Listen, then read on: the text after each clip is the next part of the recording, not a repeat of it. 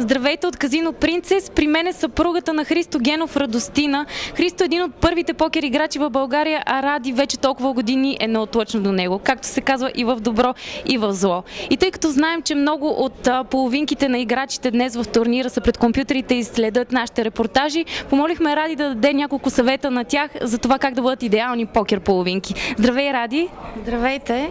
Здравейте и вие, покер съпруги и покер половинки.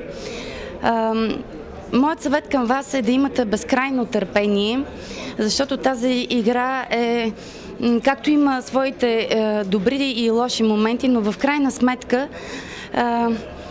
добрите са повече. Благодарение на покера аз успях да обиколя много интересни места извън България.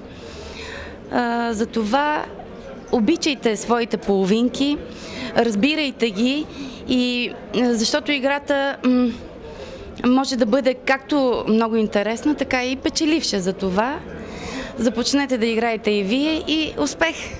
Ето това е покер половинки. Научете се да играете покер, за да бъдете по-добри половинки. А на Христо Генов пожелаваме утре да се видим с него на финална маса, както и Ради да дойде при него. Благодаря ти, Ради! И аз благодаря.